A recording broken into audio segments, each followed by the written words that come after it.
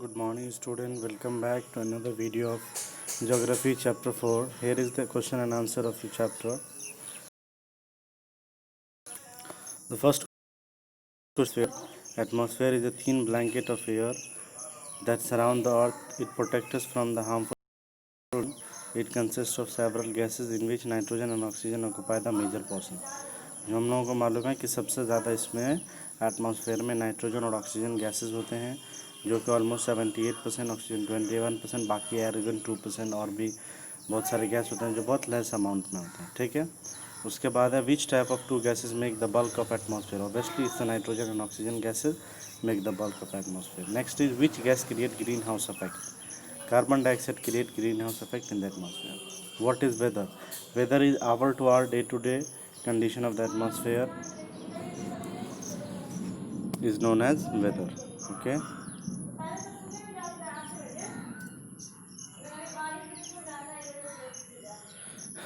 Next is what is air pressure? The pressure exerted by the weight of air on the earth's surface is known as air pressure. Okay. Next is take the correct answer.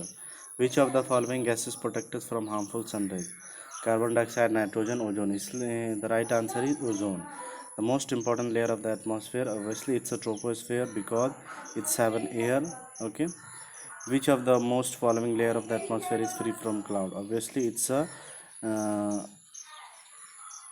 which of the following layer of the atmosphere is free from the cloud? The right answer is stratosphere, because in the stratosphere there are no clouds.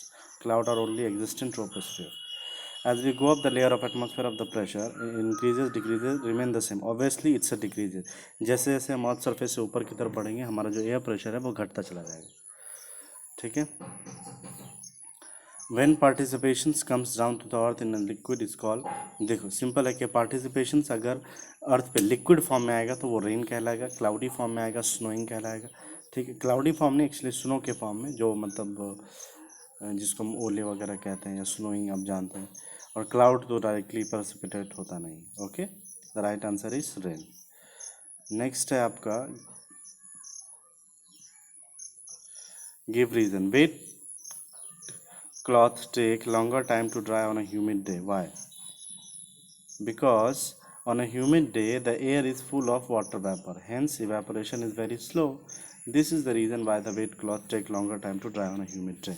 इसमें एक word है evaporation. ये आपको शायद समझ आया हो नहीं आया. evaporations क्या है कि जब भी किसी चीज़ के ऊपर सनलाइट पड़ती है तो उसका टेम्परेचर जो है ज़्यादा होता है as compare to wet cloth. तो वेट क्लॉथ क्या करता है, जो अपने अंदर का जो मॉइस्चर है, जो उन्होंने वाटर कंटेंट है, उसको वो एयर में रिलीज़ करने लगता है.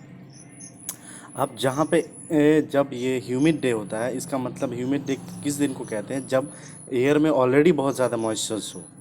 तब जब एयर में ऑलरेडी ज़्यादा मॉइस्चर्स है तो हीट का उतना अफेक्ट कपड़े पे पड़ेगा नहीं. उसके बाद जब कपड़े पे उतनी ज़्यादा इवेपोरेशंस होगी, इवेपोरेशन होने के लिए भी ड्राई एयर चाहिए जहाँ पे वो इवेपोरेट हो, जहाँ पे वो ट्रांसफ़र हो अपने यानी कि मॉइस्चर्स को. तो वो इजीली नहीं होता, बहुत धीरे धीरे होता है क्योंकि ऑलरेडी भारी होता है वहाँ पे.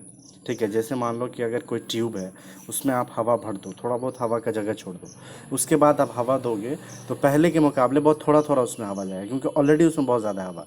लेकिन जब ट्यूब एकदम खाली हो और आप पहला पंप मारो उसमें, ठीक है, देखोगे बहुत तेज़ हवा जाती है उसमें अंदर में. ठीक है. बहुत जल्दी वो दिखेगा. तो यही है कि जहाँ पे ऑलरेडी मॉइस्चर बहुत ज़्यादा है तो वहाँ पर टाइम लगता है मॉइस्चर रिलीज़ होने में, इसलिए हमारे कपड़े जल्दी नहीं सूखते हैं ह्यूमिड डे में.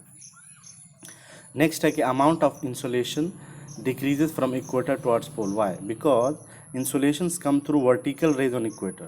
Thus, it cover up less space, but we feel more heat. When there is goes up from the equator towards pole, the sun rays become slanting. Needless to say that slanting rays come to Earth covering long distance. All through these slanting rays heat up more space. The degree of hotness is felt less. This is the reason why amount of insolation decreases from equator to earth pole. तो ये basically आपके exercise के questions हो गए.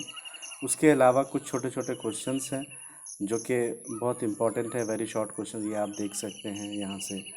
उसके बाद ये सब सारे क्वेश्चंस हैं छोटे छोटे जो बहुत इंपॉर्टेंट है.